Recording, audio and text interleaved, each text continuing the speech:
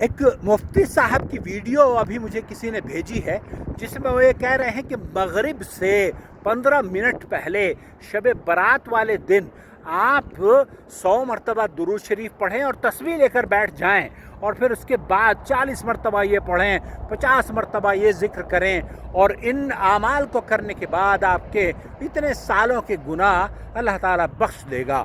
دوسرے علماء بھی اسی طرز پر گفتگو کر رہے ہیں اور کہہ رہے ہیں کہ جناب گھروں میں اس سال عبادت کریں۔ ارے بھائی، یہ کیوں نہیں کہتے کہ اس سال شب برات کی بدعتوں سے اپنے آپ کو بچا لیں؟ مفتی صاحب نے بھی جن باتوں کا تذکرہ کیا ہے ان کی کوئی دلیل پیش نہیں کری ہے۔ اس سلسلے میں کوئی بھی روایت فضائل شب برات کے عنوان پر کسی بھی محدث نے صحیح طور پر نقل نہیں کی ہے۔ شیخ ابن باز، شیخ محمد بن صالح العثیمین اور سعودی عرب کے کبار علماء کا موقف یہ ہے کہ اس رات کا جاگنا بدعت ہے، اس سے اگلے دن کا روزہ رکھنا بدعت ہے۔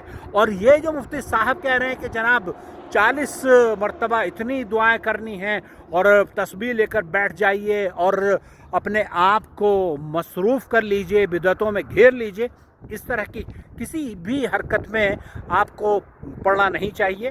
یہ تمام چیزیں بدعت پر مبنی ہیں، اور اگر آپ چاہتے ہیں کہ اس طرح کی بدعتوں سے ہم آپ کو باخبر رکھیں تو نور ٹی وی جدہ یوٹیوب پر سرچ کر لیں، نور ٹی وی جدہ آپ سبسکرائب کریں، اور سبسکرائب کرنے کے ساتھ ساتھ اگر آپ چاہتے ہوں کہ سعودی عرب کے علماء آپ کے سوالوں کے جواب دیں تو آپ اس نمبر پر سوال وائس میسج کے ساتھ اپنا ریکارڈ کر کے بھیج دیجئے 009665046863117۔ ایک بار پھر اس نمبر کو میں دہراتا ہوں 009665046863117۔ رمضان آنے والا ہے، رمضان آنے سے پہلے اگر آپ کے ذہن میں کوئی سوال ہو تو اس نمبر پر آپ وائس میسج مجھے واٹس ایپ کے ذریعے کر دیجئے، اور ہم یوٹیوب پر آپ کے سوال کا جواب لے کر حاضر ہو جائیں گے۔ آپ کا بھائی محمد عاقل جدہ سے، اس وقت میں ریاض سے نکلا ہوں جدہ کے لیے،